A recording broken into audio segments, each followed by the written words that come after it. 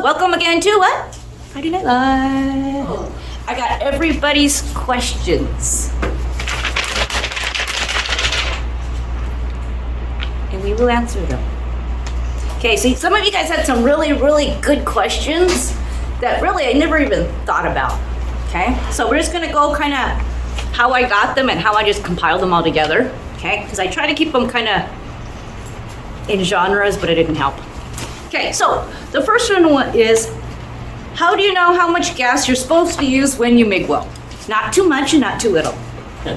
Just kidding. So on average, it's between 25 and 30 CFH. The problem is if we go too high, we actually create what's called the Venturi effect.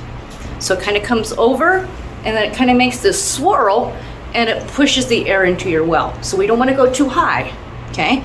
But what happens if we go too low, right? We don't get enough shielding, right? So then we create the same problem if it's too much. Okay, so like I said, too much, not too little, halfway in between. That's really kind of important to pay attention to your settings. And sometimes we feel, oh, somebody else has already ran on this machine, we're good. Pay attention to all of the little details and all of the little settings, okay guys? All right, the next one.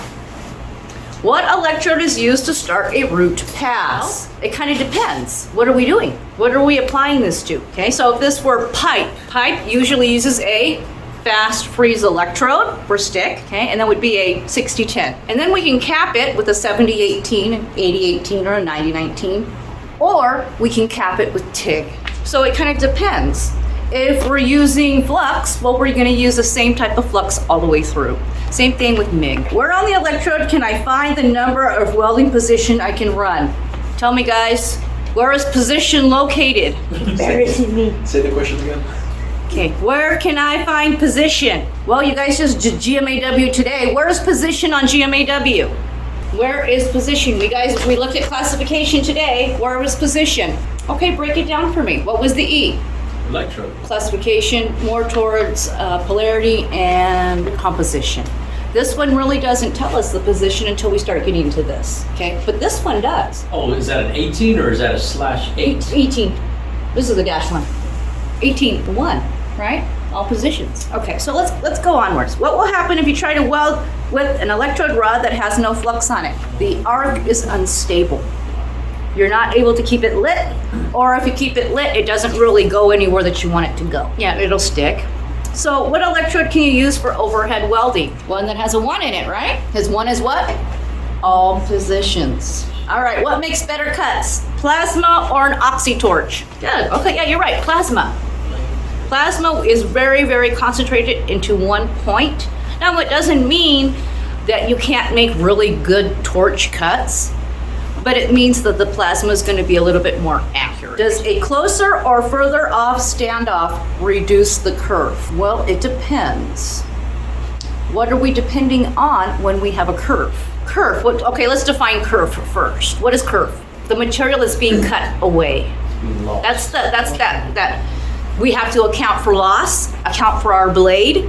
Well, we're going to account for our torch, right? So yeah, we want a distance of standoff about 1/8 to about maybe a 1/4 inch when we're doing both plasma and Oxytorch.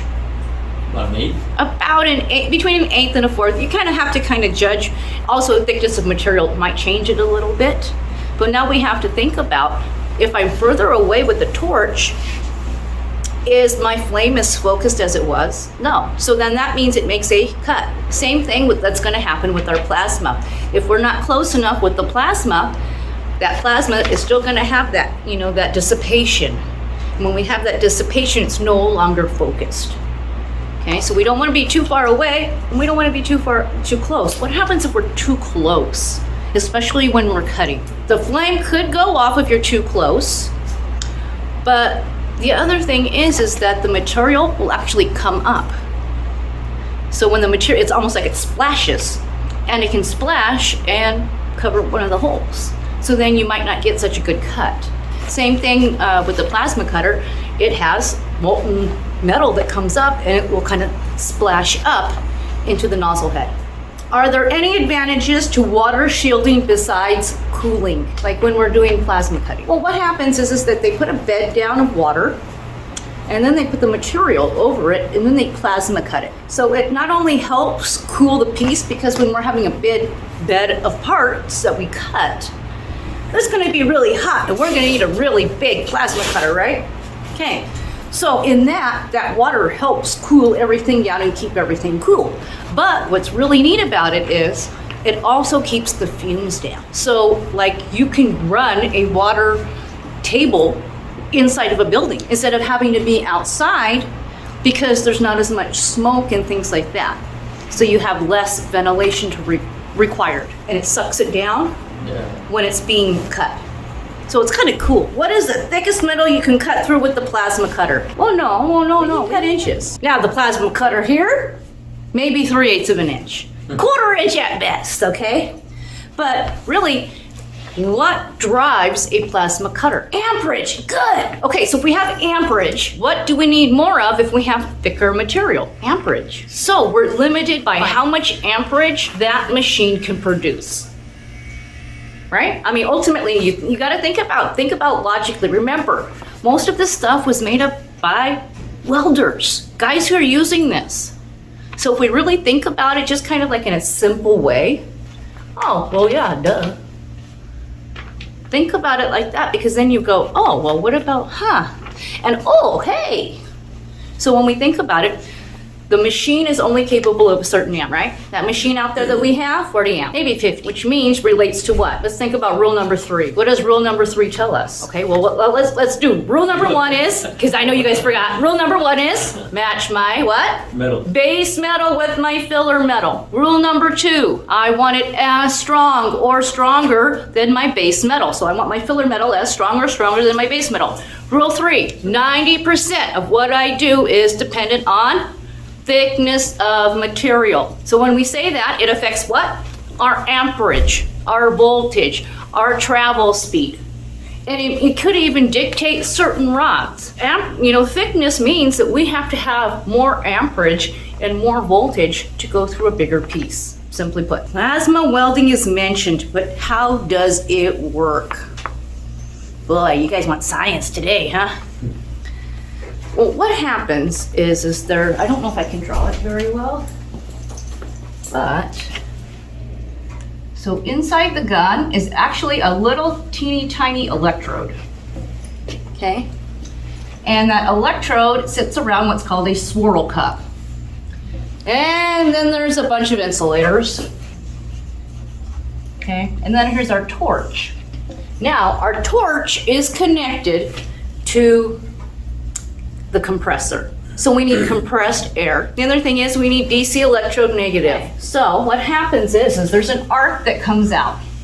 And this arc is called plasma. And this is what that electrode inside is. When it gets hit with that electricity, it creates that arc. But what makes it cut is now we're compressing air, and we're actually shoving it through this little teeny tiny orifice through the swirl. When it does that, not only, it makes it really, really fine, right? Just like when we put our finger over the hose, right? It makes that really fine airflow, and it pushes that plasma out, which helps cut our material. That's a simplified version, okay? Without too many drawings and da-da-da-da-da, okay? That's a simplified version. So it's really concentrated, and it's really helpful when we need to be accurate with our cuts.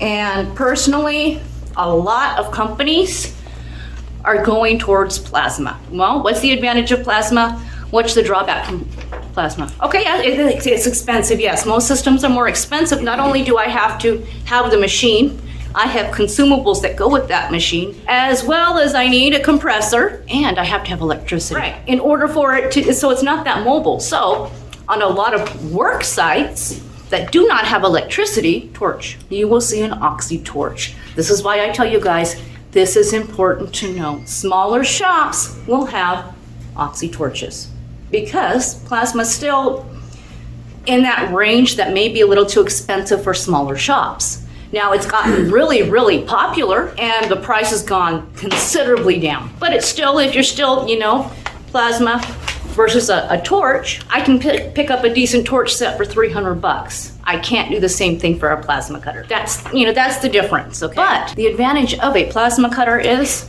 it will cut everything. Anything and everything you could imagine, it will cut. A torch cannot cut something that we cannot put a current through. Aluminum, can we cut it with a torch? It won't work. Same thing for stainless steel, believe it or not. Because of that nickel coating, it changes things. Because you can't carry the current through it, it won't do anything. It's like not having a ground. So it just kind of, you probably burn up your machine. So do you use a grinder to clean up your work after a cut? Always. I always want to use a grinder after I cut. I want to make sure that A, my cut is precise. And if I cut on a torch, the edge of my plate may have little striations in it. With those little striations, it might be just kind of like that little wobble that your hand has. So we want to make sure that if this is a large plate, we smooth it out and that it looks right, okay? We also don't want to have burrs on this. If this is going to production or someone who's going to weld it together, well, I don't want any burrs or anything else on it. It makes it hard to weld. So then that guy has to grind it. So if you're the cutting guy or the welding guy, you're still gonna have to grind it, which means we always need to prep our material before we use it. What do I mean by prep your material before we use it? Clean it up. Clean it, how would I clean it up? No, like your material itself. Depending on what you gotta clean up. I mean, paint or whatever, you can. Okay, so we always wanna remove, Grind. get in the habit of at minimum, using your wire brush to wire brush your material down. Because we're not using a 60-10 that will pull all of those impurities out of your material, those impurities will still be into your material if you don't clean them properly. And we know that dirty material can cause discontinuity. It's always a great idea to clean your stuff. Haha. Now, if you're doing TIG, we want to do the same thing, except TIG is one of the only processes that does not have any ability to clean. So most of the other properties of other processes, they have something that helps kind of clean the material a little bit and clean the wire a little bit and bring out the impurities to a certain extent. TIG is the only one that cannot do that. If we're working in AC, we have a positive and a negative cycle, but it does not mean that it cleans it enough to the point where we won't have any issues. And that gets into another long discussion. Weld the world. Please like and subscribe. Stay tuned for another part. Weld the world.